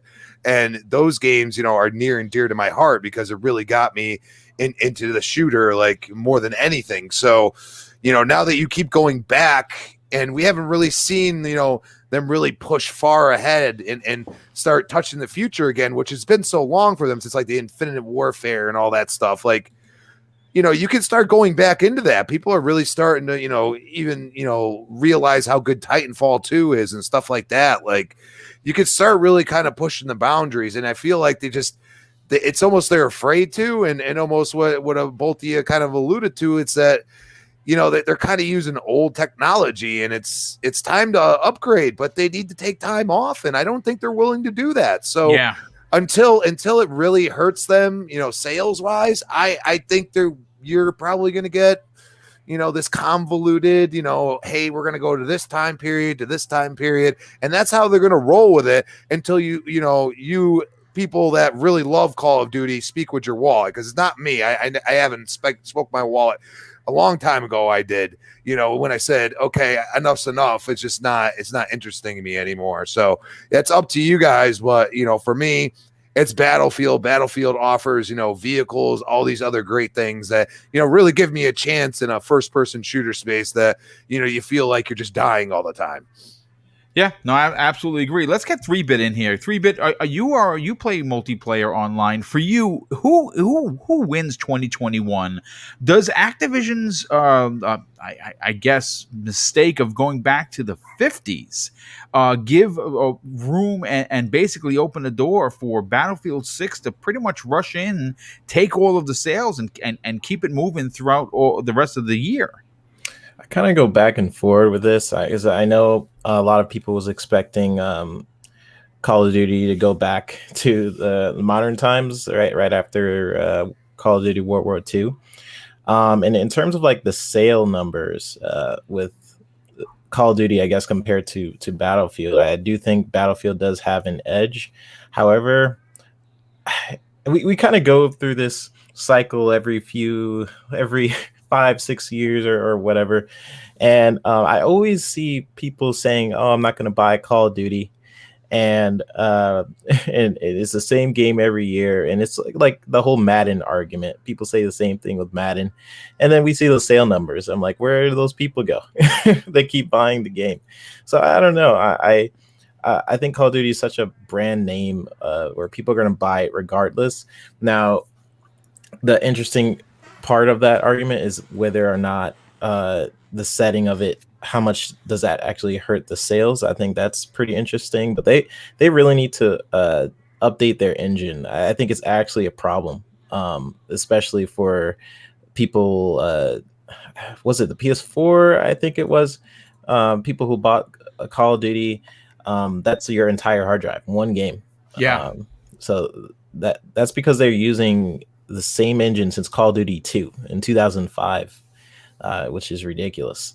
So they've been using the same engine, the Infinity Ward engine for Call of Duty 2, 4, Black Ops, Ghosts, and Decade probably. Yeah, same engine. So I am wondering how this is going to go. I'm really excited for Battlefield. I think Me too. Yeah. If anything, where you're going to see like innovation for sure is Battlefield. They're always pushing the tech in different ways, and there's definitely a passionate team over there, which is nice.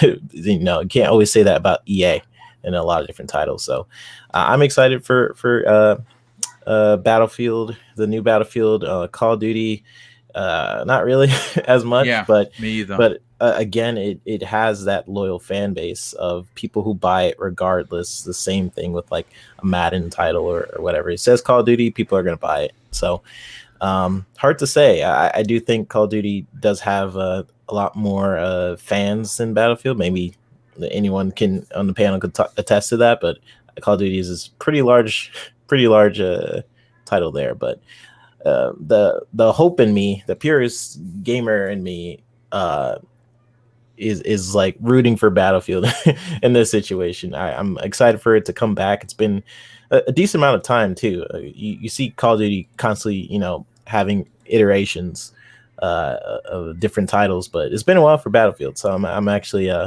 excited for it.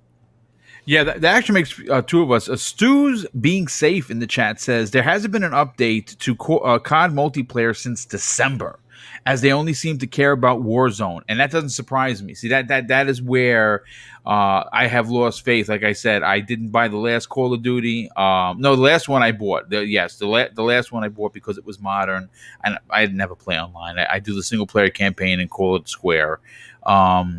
But I listen, like I said, I'm not buying this one. I know Noof Nukem in the chat says 8 out of 10 people say that they're not going to buy Call of Duty. And he says then those 8 people cave in.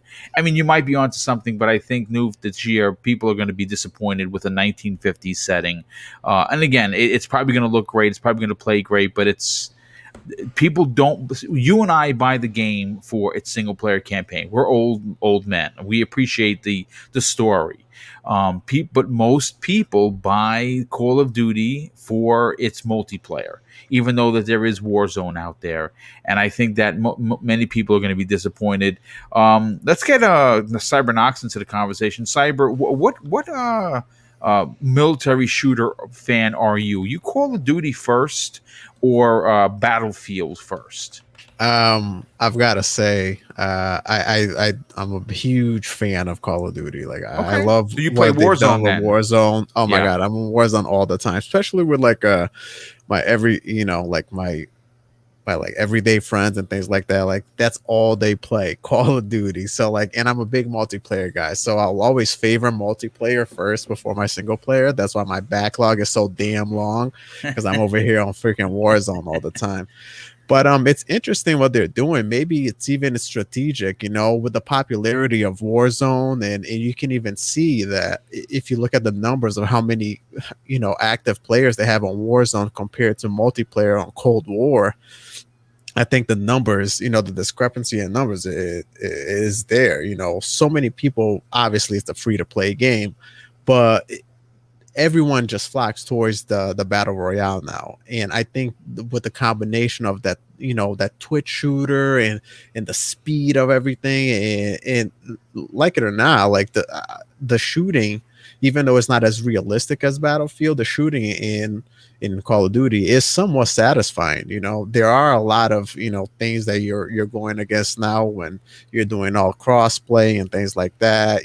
But I do enjoy Call of Duty. I do, however, also enjoy Battlefield. I love the like kind of what Tempest mentioned, like the sandbox shooter that it is. It literally makes you feel like you're part of a freaking battlefield, and Call of Duty, they've tried to somewhat replicate that into their games, but for some reason, in my humble opinion, I don't think it works. And like that works for Battlefield because they do it very well. Like their guns work well. Like what Tempest was saying, the sniping is on point. All the easy to pick up. It's exactly. It's easy to pick up. The tanks.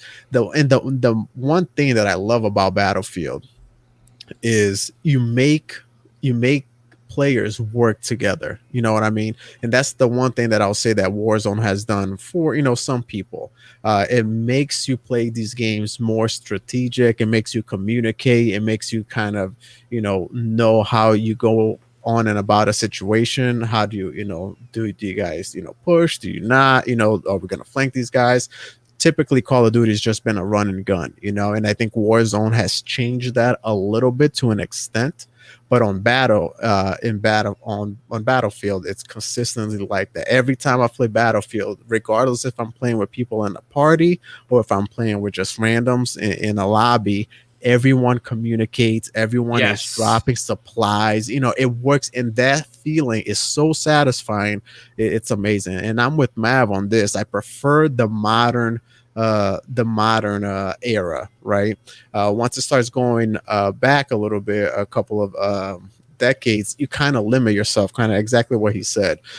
You limit yourself on what you can do with, guns and things like that. And now we've seen them trying to like rewrite, or have their own fictional world, or fictional events that happen or somewhat change what happened. But even with that, like I still prefer the modern day, combat and things like that. Battlefield, I do like. If I were to pick one this year, I would honestly, I would go with Battlefield, just because primarily I'm on Warzone. If they're going back to the 50s, like that does not interest me, and I'd rather actually play Modern Warfare, the reboot that came out in which was fantastic. Was freaking amazing. Came out in 2019, right? Yeah, it came out 2019 because Cold War was last year. That was that man, even for the campaign, and I love playing the Call of Duty campaigns, and I didn't buy Cold War this year just because I was just like, no, like Modern Warfare, like this is not vibing with me. But yeah, Battlefield, amazing game as well. And it kind of what 3-Bit said every year. Noob said it on the chat too. People, there's always this, comparison, this versus battle. Which one am I gonna pick? I'm not picking Call of Duty this year. What are you talking about? And then you're gonna see the best-selling game for the holiday, Call of Duty, 3 months running, and it's insane. The name recognition is there. Everyone knows Call of Duty, but Battlefield does have something going for them if they go back to if Call of Duty goes back to the 50s, Battlefield goes back goes to Forward. modern, forward, exactly. They've got something there, and if they come out with coming up with some great features here, some big intense battlefields, maybe 100, or was it 100 temperatures you said, or 120? 128 is what the number is. 128 versus 128, like that's going to be a battlefield, especially on these next gen hardware. Potentially, we can see some just imagine crazy that. things, Imagine that on Conquest, which is my favorite mode to play. I love That Conquest. is Yeah, fucking crazy, man. Especially when you first start out and all the toys are lined up for you. There's a couple of tanks, a couple of jeeps, a few of the friggin' Black Hawks. Yeah, and you imagine just jump dynamic weather too, dude. Crazy. You know what I mean? Imagine you're starting, the battlefield is sunny, and all of a sudden a storm comes in and it starts raining, changes the whole dynamic of the field. You got your tanks running on mud and things like that. Now you have cover of because of thunder, you can cover your sound of your sniping or you're shooting a little bit. Now you're fighting the other players and you're fighting the weather at the same time. It could be amazing, man. It really can. So I'm excited. If I were to pick one though, it'd be Battlefield this year for sure. No, I absolutely agree. Listen, Everborn, let's get your opinion on this. Are you a shooter guy? You're muted again, brother. Okay, let me tell you something. If I had to choose between COD and Battlefield, I would choose Halo. Okay, that's the only shooter that I am playing this holiday, maybe this year. Halo, and I'll throw some Destiny in there just so I could hang out with the Iron Lords. But let me tell you something. If you're playing Halo, you got to play Team SWAT, bro. That's all I'm telling you. Hey, listen, man, I'm here for all of it, right? But I am the 2 in 10 that actually sticks to their word when they say they're not going to buy a Call of Duty this year. I've never really been into Call of Duty like that. It moves too fast for me. I just feel like Halo has a more satisfying feel as a shooter. So it's probably a terrible question for me because I'm gonna be here talking about 343 and what we're gonna get this holiday over there. It's funny. It's funny you say that, because when you step back and you look at the big picture, you're gonna have the space shooter from 343, which I think is going to rule them all, like the One Ring, in my opinion. You're always still going to have, the Apex Legends. You're also going to have Fortnite. You're also going to, obviously, you're going to have Warzone. But when you have the big three releasing paid-for titles, Battlefield's going back Modern Warfare.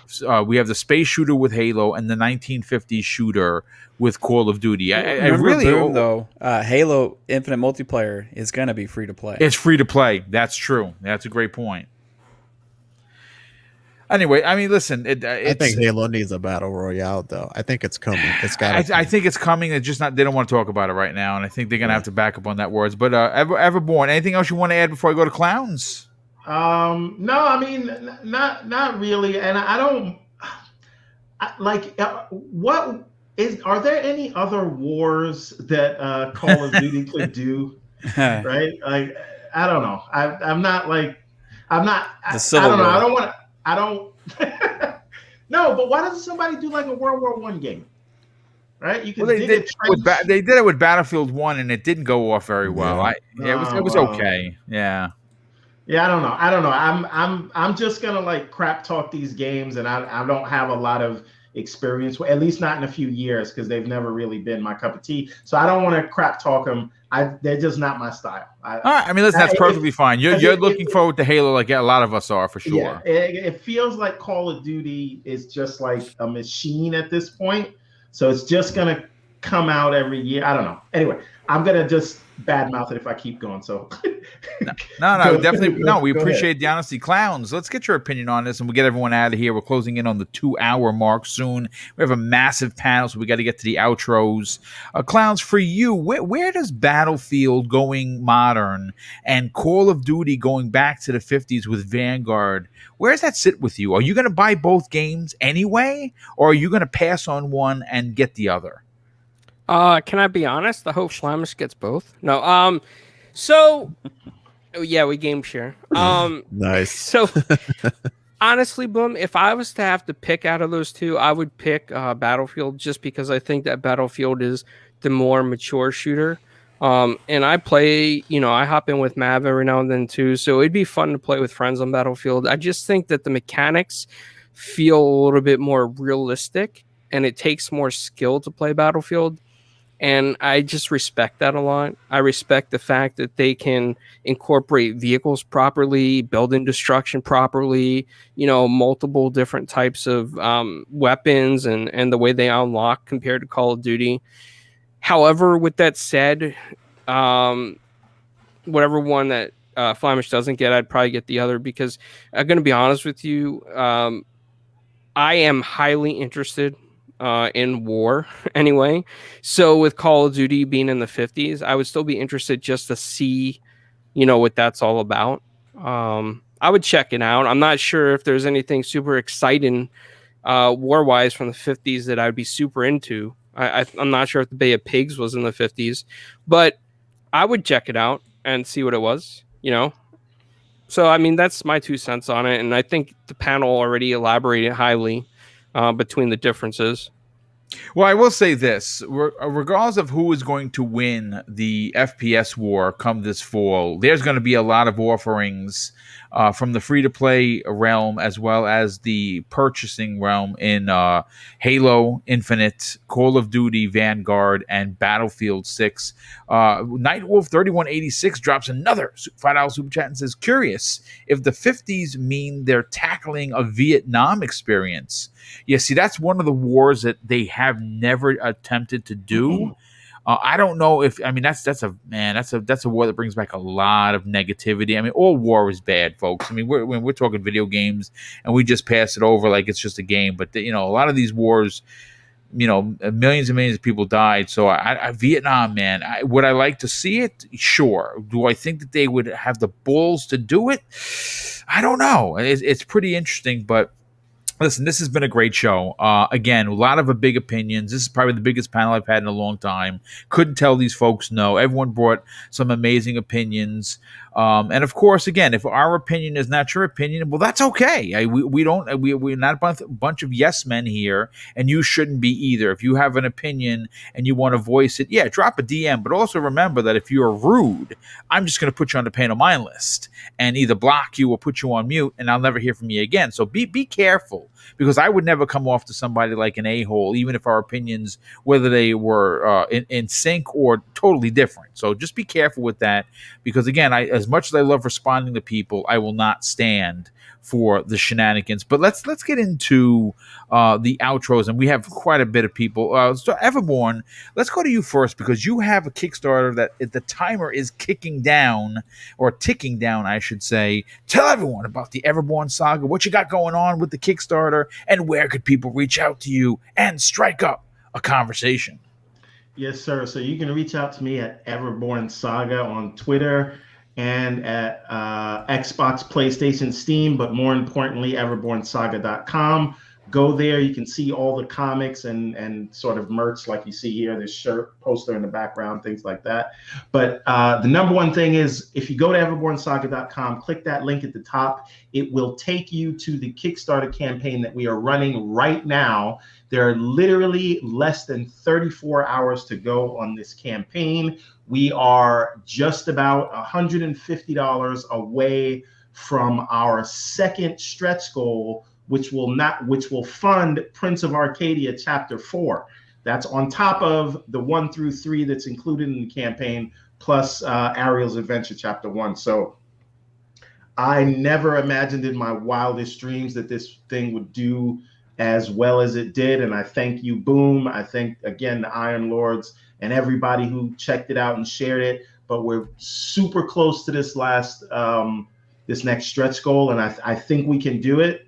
So check it out, Everborn Saga. Click the link at the top. It'll take you to the campaign. There's an amazing trailer there for an anime that we put together. And again, these books are top of the line stuff. Like, you see, we hit the first goal, and now everyone gets hardcover copies. The next one, then everyone will get Prince of Arcadia Chapter 4 as well. Nice. So a lot of stuff going on. Check it out. I promise you guys won't be disappointed. Everbornsaga.com. Click the link at the top. Thanks, everybody. Thank you. And you know what's funny? Well, we never discussed this, but you grew up in Gun Hill Road in the Bronx. Yes, sir. Yeah, Yes, sir, obviously, I grew up in Co-op City, right around the corner from there. I used to pack bags in Co-op City at the in shop. Pathmark. Oh, Pathmark, okay, yeah. okay, all right, yeah. It was Pathmark. You're right. Yeah, back in the days. Nick's Pizza, fantastic. Oh, yeah. You remember that, right? See, folks, it is actually a small world. I went to Evander Childs High School. I went to Christopher Columbus High School, rivals, brother. There you go. Christopher Columbus High School in the house. All right. Well, listen, thanks so much for being here, brother.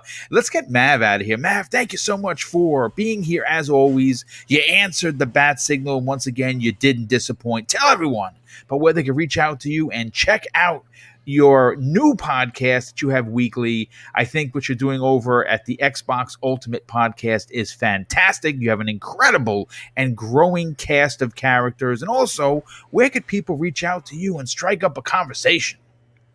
Yeah, Boom, thanks for having me. It was a blast getting to talk about all this stuff with you guys. So you can follow me on Twitter at Fun Speculation, where you can find out all the stuff about our podcast, where we have our YouTube channel is Fun Speculation. And that's where we have Xbox Ultimate, which is on Friday nights at 9 p.m. Eastern. Thursday nights, we have Fun Pop, which is movies, TV shows, comics, games, and more. We have an awesome panel on both shows. I hope to see people there. We have a lot of fun. Check me out streaming on the YouTube channel as well. Again, that's Fun Speculation. Thanks, everybody, for being here. Shout out to everybody in the chat. Y'all are awesome.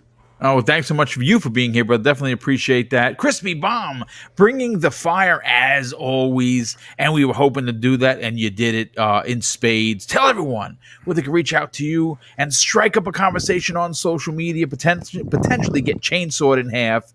And what else you got going on? Oh, always great. You guys are awesome on the panel. Chat was fire. We had a few a-holes in there that, got the boot. That's what we call it. Well, that's a good old Lethal Papa walking silently and carrying a big stick. Shout out to Lethal. But yeah, it's at Crispy Bomb on Twitter, Crispy Bomb 28 Xbox Live on my Series X. Yes, thank There you go. Talk finally. about that. Awesome.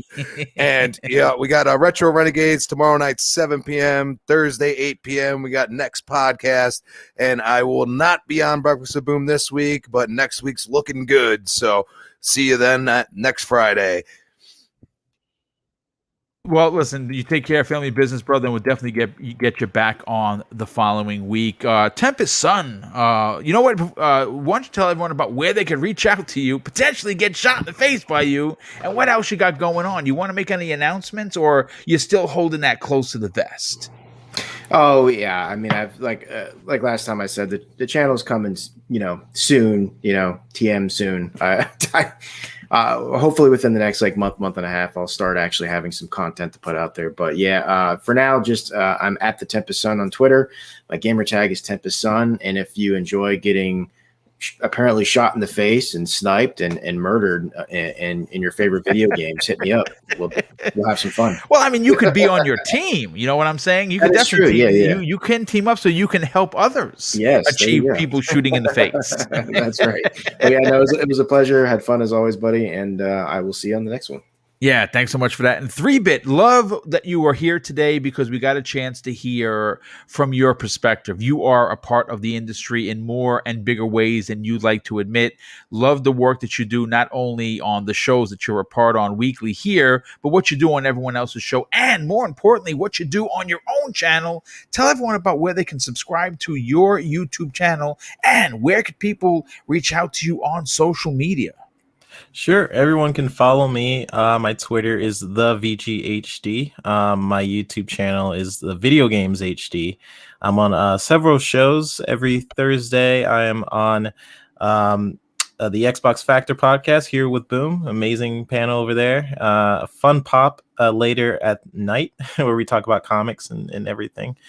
And the Xbox Ultimate, which is every Friday at 9 p.m. So that's a fun show. You definitely watch the last one. We had a fun stuff going on in that last episode, so definitely check that out. And yeah, on my Twitter, I just post some animation stuff, so you guys can check me out over there. So thanks for the awesome conversations, everybody. Well, thank you for being here, brother. Certainly appreciate that. Cybernox, why don't you tell everyone about what you got going on? And more importantly, where could people reach out to you and strike up a conversation on Twitter? Absolutely, Boom. It was a pleasure being here as always. Big shout out to the panel. Big shout out to the chat. You guys can find me at Cybernox on Twitter, Xbox, anywhere where there's gaming involved. Cybernox, pretty easy. YouTube, Cybernox as well, and also my second channel, which I'm trying to grow a little bit. Xbox Game Pass Club. That's where we pretty much play a game random on Game Pass, and we'll treat it like a book club. We'll go through it together, maybe have a good discussion about it at the end and review it as a community, So, yeah, glad to be here. Can't wait for next week. Yeah, and you know what? There is a lot to get into on that simply because there's so much in Game Pass. Is anyone else playing Octopath Traveler? I mean, holy shit. I had it for the Switch. I'm already 12 hours deep into it. It is such a classic JRPG done in such an amazing way. If you have Xbox Game Pass and you like turn-based RPGs, you definitely got to give it a shot. It is very, very enjoyable. And I don't know where I'm going to have the time to play all these games. It's literally impossible to keep up. It's crazy. Yeah, absolutely. Well, yeah, definitely check out his second channel. I love the idea. I think that more people need to subscribe. There's a lot going on over there. And last and no way least, one of the hardest working men who has been doing nothing short of amazing work on his channel, 4 Guys with Quarters Clowns. Tell everyone about what interviews you got going on that are coming up, what interviews you've done lately, and more importantly, where could people reach out and potentially send you a freshly baked calzone? Yeah, thanks, Boom. Everybody can find me on 4 Guys with Quarters or Italian Clowns. Pretty much those are my handles. And on the channel, we've been doing a lot of interviews. So coming up on Friday, we're going to have Aaron from Square Enix. He's in marketing. Nice. So he's coming on. Jim Hygel from EA is going to come back on probably somewhere closer to the end of the month. We have Aaron Fitzgerald from Ed, and Eddie, voice actors, but also does a lot of other stuff. She's supposed to be coming on the end of April. Tara Platt around April 2nd. And then we also are in talks with a few people through a friend who I don't want to name on the show. But we are in talks, thanks to him, with some Marvel and Disney MCU producers and film people. So Nice. they're looking at the channel to see if it's something that they can come on and talk to us about. So yeah, a lot of stuff going on, man. Excited. And Boom, I just want to tell you something. I think that you are the hardest working guy out there on YouTube. Thanks, dude. You put a lot of quality into your shows. You only pick up on positive people. You give people a lot of breaks into podcasting. So I want to thank you for everything that you do for this community, because That's awesome, brother. You're Thank an amazing you. guy. All right, thanks, Clarence. I mean, again, listen, it's all about giving back. It's all about allowing. Again, I harken back. I know he gets a lot of stuff from maybe the way he does his shows, but I'm always going to be in debt to Mooch for allowing me the voice that I currently have. I reached out to him the same way many people have done before and said, "Hey, listen, my bucket list needs a check mark. Can I be on the show? Do you have community members?" He said yes, and basically the rest is history. I was given a break, so when people ask me and I put it out there, "Hey, listen, if you want to jump on the show and get your feet wet into podcasting, by all means." A perfect example of that is this Friday, Breakfast with Boom. It's Good Friday. We're having, for the first time ever, Infinite AA and his brother. We're having brothers appear on Breakfast with Boom. They're going to talk about their podcast, and we're going to break down some of the hottest gaming news. So again, I appreciate the compliments, clowns. It's all about giving back, and that's I hope that I do enough of it.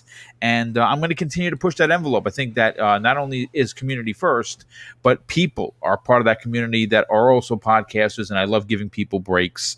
So thank you so much for the kind words. And folks, listen, this has been a great show. Again, yes, I know there was some negativity, and normally you don't get that here, but I think that it proves that we're not frauds. It proves that we are true gamers, and that even if it's a negative opinion, we can still find a positive way to talk about it. And I think we did that perfectly this evening. And I think everyone had an amazing way of handling the negativity that came out of the ID at Xbox show on Friday. Folks, listen, I'm going to close out the show with something that's important to me. Hopefully, one day it'll be important to you. And that's something that my dad taught me. And he said this: "Son, treat others how you want to be treated. And also, it doesn't cost anything to be nice. You live by those rules, and I can guarantee you're going to have an awesome day." So take care, everyone, and we'll see you next week on the newest episode of Primetime Gaming with Mr. Boomstick and Friends.